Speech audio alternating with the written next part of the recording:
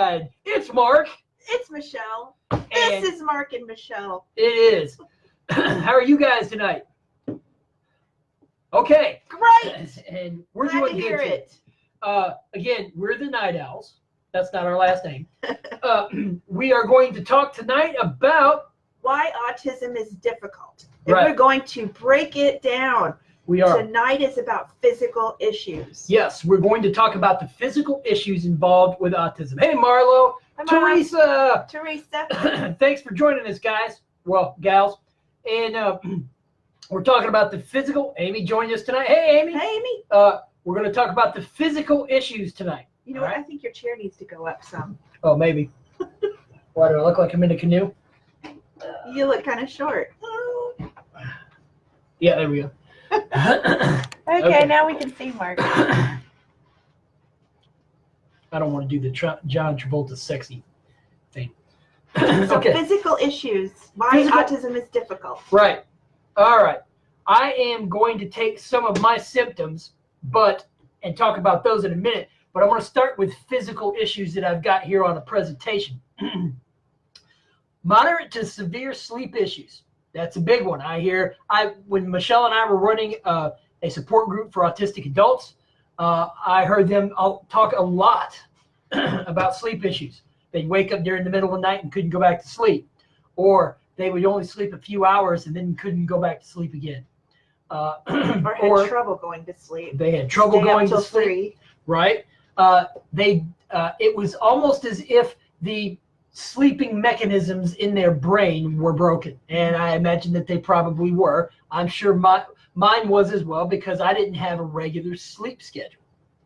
And so, while I never had insomnia, I didn't get good restful sleep. Right. And it was really hard for you to go to bed. Oh, it was. It's not too difficult for me to go to bed. But you know what I find interesting now is, having recovered, I actually get tired at night. I didn't notice getting tired. And we'll talk about that too.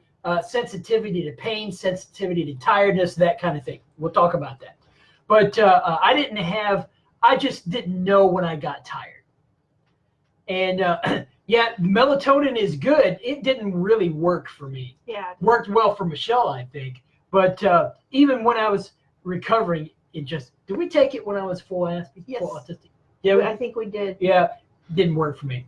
So, but I had trouble sleeping, going to sleep. I could go to bed at all hours of the night, but then I'd sleep later. Sometimes I'd sleep 10, 12 hours and still didn't feel like I got rested. So now I know NTs can have that trouble too, but You rarely slept 10, 12 hours. well, that's true, but sometimes I did, especially if I had 1.5 pounds of pasta the night before with And a cream bottle sauce of and sausage, a whole bottle of wine, and a whole loaf of bread. That's what he ate when I met him. That- You know what I ate? I ate microwave dinners and hot dogs and macaroni and cheese from Kraft. See, No wonder I was sick. She married me to survive. The first time I met him, he made me, what was that? The carbonara? Oh, that was the pasta. Spaghetti carbonara with scrambled eggs and bacon, and I didn't put any chilies in that, No. but garlic and a little bit of salt and black pepper, and I was Parmesan sold. cheese. I was sold. Yeah, and I was so, because I love that stuff. And the fact that you liked it made me, you totally sold me on you. All right, sleep issues. Here's another big one. Gastrointestinal trouble. I haven't heard of an autistic person yet who doesn't have gut trouble. Yeah. Right? And I've seen all kinds of scientific journal articles about how a damaged gut, or the term you'll see in the scientific journals, dysbiotic. In other words, the life in the gut has been disrupted.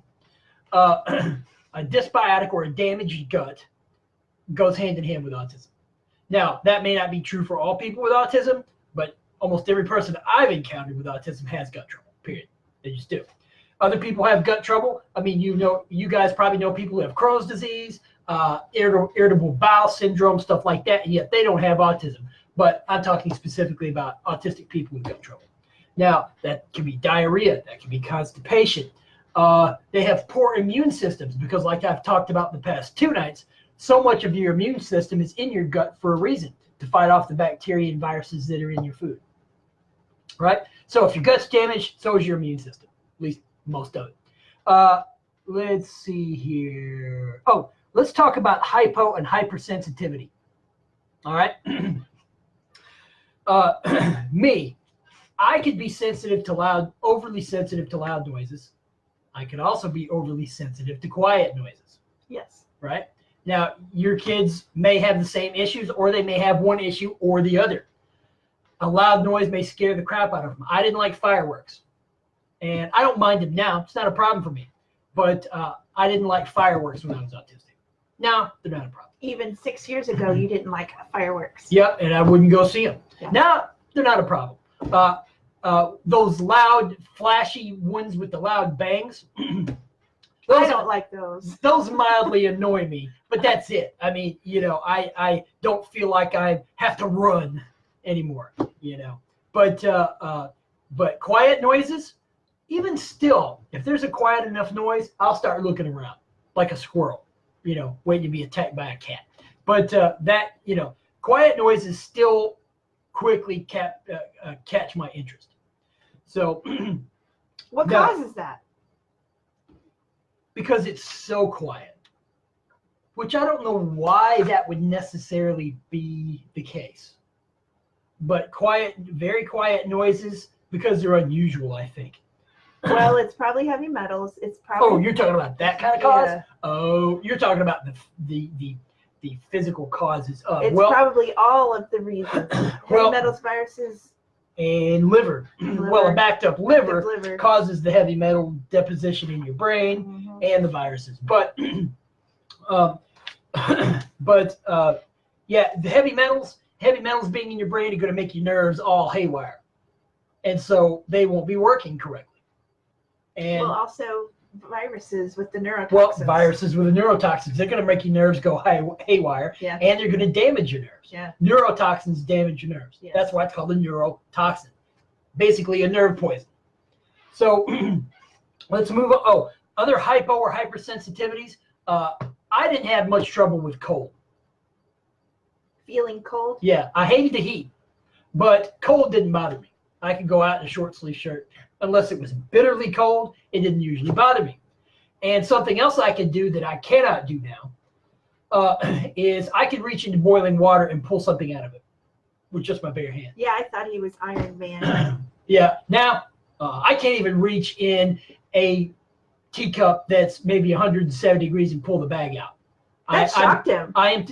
That was one of the most amazing things early on in my recovery, within the first year and a half, is how sensitive I became to pain. It's amazing.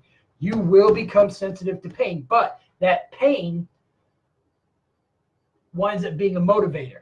It also shows you when you're in danger, which you never could see before. Right. Now, see, I don't know if I have a sense of danger now. I probably do, but as an autistic person, I did not have a sense of danger. You couldn't feel anything. Right, and that can be a problem. So let's move on to sensory processing issues. Now, that goes back to heavy metals, liver, viruses, that kind of thing. For instance, sensory processing issues. One of mine that only cleared up recently. Last November? I don't know what you're talking about yet. Oh, okay.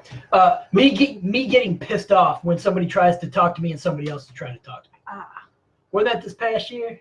I think it was. Or maybe it was the year before, 2018. I think it was 18. So 2018, so more than 5 years. Okay, now I'll explain this. And Aaron it was Fuller. Also the medical medium diet that helped you get rid of that. Exactly, because nothing else did. Yeah. Okay, to explain. If I was talking on the phone and somebody came to say something to me, I would get irate. Yes. I mean, nasty mad, because I couldn't hear. And what it was is my brain couldn't pick out one conversation. It couldn't multitask on multiple conversations. Either had to be one conversation or another conversation, not both. And I even got mad at coworkers. If they tried to talk to me and I was talking to somebody else, I would flip my lid, man. And poor Michelle, that happened to her numerous times. And I thought that would have cleared up early on. So I just gave up on hoping that that would go away. Well, we were at a group function with some friends of ours. I think I was working on a computer and someone was talking to me. Then all of a sudden, one of my other friends in the group started talking to me too. I carried on both conversations at one time, and I'm sitting there going, hey, wait a minute. I can listen to both of these conversations now and not jump down their throat. And Michelle was surprised. She noticed it. And finally, I realized that had finally cleared up. My brain could multitask on two conversations. And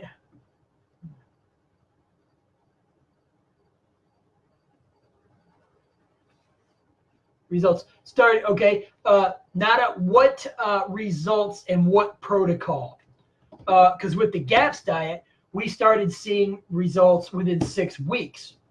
And those results were, I was able to communicate by expressing emotion on my face, and Michelle saw it from across the room.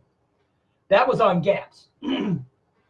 But the medical medium diet caused changes that were so subtle, I couldn't actually pinpoint what they were, except feeling like I came on more emotionally.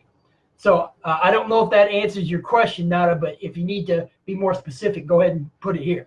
But let's see. Sensory processing issues. That was the biggest sensory processing issue for me. Yeah, that was not going to go away on the GAPS. No, he had to have that heavy metal detox smoothie, and I still wonder how quickly you would have recovered on just medical medium. Yeah, I know. Versus GAPS, but this is what happened. That's what happened. So we're not going to know. We don't know. Right. But something else, and this is important because this is a very visible physical symptom. Visible chronic inflammation. Now, what do I mean by that? You guys know people like this. And in fact, if you look closely enough in the mirror, you may be like this. You see these people that are constantly red-faced and their skin is puffy. And their eyes are watering all the time as if they're having constant allergies, right? I know people that work like this, quite a few of them. And that is chronic inflammation. And I've seen that so often in many autistic people. And that inflammation is pretty much, not to be cheesy about it, but a handmaiden to every other symptom of autism. Chronic inflammation is always present when you're autistic. You can see pictures. I have photographs of me here on Heal Your Autism in the photos section of me overweight, red-faced, puffy, and my eyes looking like they're squinting all the time, right? That is chronic inflammation. Oh, sorry, am I vibrating something? Yeah. And so, anyway, but chronic inflammation is something that you need to control as quickly as you manage as much as you can. And fruit. Oh yeah. Fruit. Oh yeah, because if I've had a little too much fat, whether animal fat or oils, even veggie, even plant oils, even avocado. Right. Hey, Aaron. Even nuts. Right. Even nuts, that kind of stuff. If I've had too much, you'll see my face gets red. Avocados do this too. My face will get red and my eyes will start watering and I'll start sneezing a little bit more. And my skin and my face gets puffy. Now, that doesn't happen with you so much, a little bit. Well, I hardly eat fat. Well, that's true. But you need to notice this in your kids because that inflammation needs to be managed as quickly as possible because the constant inflammation is taxing that immune system, which is already weak, right? So visible chronic inflammation is another physical symptom / issue you'll see in those with autism. Maybe not all, but most. Let's do the hypoglycemia and talk about. Because this is a good story. All right. Just that right there. He couldn't do that even a year and a half ago. Oh, right. Knowing he knew what I was talking about right. Well, without me saying. Picking it up implicitly. See, prior to a year and a half ago, she had to pretty much still explain everything. Yeah, but that's not a physical symptom. So No. And that's a communicative, emotional, mental. I think it falls into those three. And I could do it somewhat after recovering on the gaps, and I'm still pretty good, but there still had to be a little more communication. yeah, But since medical medium, I can just look at her now and like just and now. no, yeah, exactly. So we were going to talk about We're going to talk about severe hypoglycemia. You'd think with all the stuff that your autistic kids eat, right? They wouldn't have any problem with blood sugar. I'm going to tell you right now, if you want to know what it feels like to be autistic, at least part of it, try to remember when you had such low blood sugar that you were very irritable, you couldn't be touched, you didn't want anyone approaching you, and you couldn't think. yeah, you couldn't think, and you were hypersensitive to touch. Yes.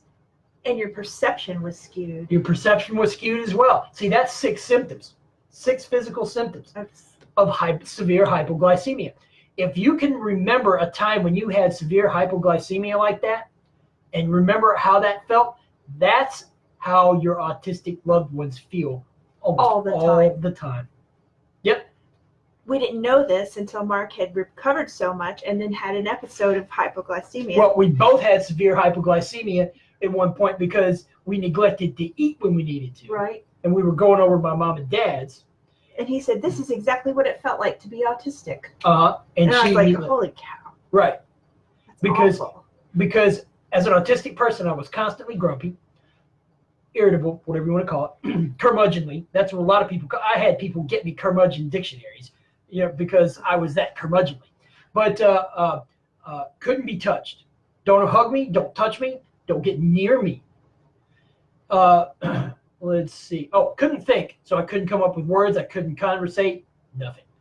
Fog. My perception was way skewed. But see, that's a big reason why perception is skewed in autistic people, is because their brain isn't getting the proper amount of glucose. So when Medical Medium, in his book, Medical Medium, in the chapter on autism and ADHD, says the autistic brain needs lots and lots of glucose, he is 100% correct, because I can tell him that. I can corroborate him that from my own experience. So fruit diet. Fruit diet.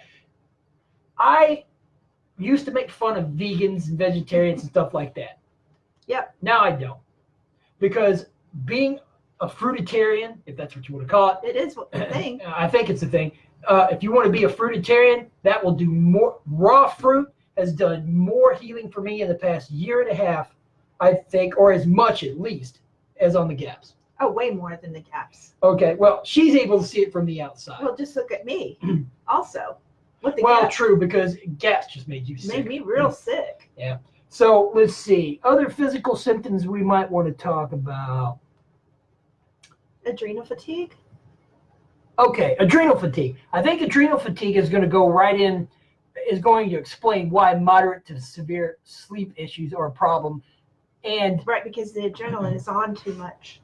it's on too much, or there's no adrenaline It at ran all. out. Right. Now, so that you know, your adrenal glands, in case you don't know, they're glands that sit on top of your kidneys, right? They're a little, about the size of a walnut, apparently. Not that I've ever seen any in real life. But your adrenal glands control about 30 hormones. Most of those are sex hormones, food hormones, sleep hormones. Growth hormone is not in there. Regulatory hormones, like telling your brain when you're hungry, when you're not hungry, when you need to poop, when you need to go to the bathroom, that kind of stuff. Think about all of those hormones being controlled by those 2 little glands. If those glands don't work, I guarantee you, your body ain't working. Yeah. You're not getting your brain isn't getting all the messages that it needs to either eat, sleep, go to the bathroom, run when you need to, rest when you need to. It's just not. And adrenal fatigue is a serious thing, because we both suffered from it for different reasons. Mm-hmm. And when you have adrenal fatigue, you gain weight. Because any food that you put on, makes your body go, or any food that you eat put on. Like you can put a banana in the corner pocket, but your body thinks it's starving all the time. So you gain weight as backup storage, backup energy storage, even when you're eating. So you have to heal your adrenals, and the medical medium is designed exactly to do that. Well, and he would say that's directly related to a liver that's not working. Well, so I would ultimately, agree. you have to heal the liver. We're almost out of time, but I want you to talk about the severely restricted diet. Okay. Now, we have come across parents who have kids who eat Chicken nuggets. And maybe one or two other things, and that's an entire diet. Me, I ate pasta so often, I was eating it every day. So that's all stuff that turns into sugar. It turns into starch that's easily broken down by bacteria and everything else, bad bacteria in your gut, and then into sugar. But then a lot of that sugar is turned into alcohol in your gut. But then some of that sugar is also taken up by bad bacteria, and they just multiply like crazy and in your gut. Well, if you don't have a healthy liver and you don't have the correct amount of hydrochloric acid in your stomach and this kind of thing, these bacteria and viruses and yeast and all that kind of stuff are running rampant in your system, causing you all kinds of problems. And so the junk food diet that you see most autistic people survive on, I was eating like a half a gallon of ice cream a day at one point, and pasta, and like a pound of smoked pork, and huge amounts of potatoes, and when my body couldn't handle it, it just got dumb. I distinctly remember, I think it was 2010, we were living on DeKalb. I had gone to the store, eaten, come back, and I ate like ice cream and potatoes, potato chips, a bunch of other crap food. And I distinctly remember waking up the next day knowing I had gained weight. Now, if I could see that through my autism, it must have been huge. Mm. And I remember that. That was a hard part of life. That was a hard part of life. We are well past that. But you guys want to get to where we are. Yes, but don't look at us and go, oh, it must be nice. No. Yeah. See, we've had to go down the same road that you're starting on. Yeah. Right? You can follow our footprints because we've already been there. And we left you a path. Yeah. So all you have to do is follow us. Now that sounds cheesy, but it's true. And you won't necessarily need to copy us. You'll just need to model your your journey on ours, and we can help you tweak it where necessary. Okay, so we hope we're doing your celery juice and your HMDS smoothie. Mm-hmm. A reminder that if you are an adult doing the HMDS smoothie, if things start getting rough in your relationships, you need to stop it for a week or so. Yes. So that you can gain a foothold on where you are in that moment, because it changes you dramatically, and your partner is not going to understand. If your partner's doing it with you, then you're both doing it, and this dance that does not go together. Yeah, because a friend of mine at work, she's not having trouble in a relationship, but she's worried that she will. So I told her you need to back way off. That's another reason why to heal your kids now. Exactly, because they have plenty of buffer zone, and so do you, in dealing with all the emotional issues that would come up as they heal. Okay, we got to go because, it's over 20 minutes. All right, guys. Tomorrow, we will be talking about mental issues. The mental issues associated with autism. Okay, see you guys. Bye-bye.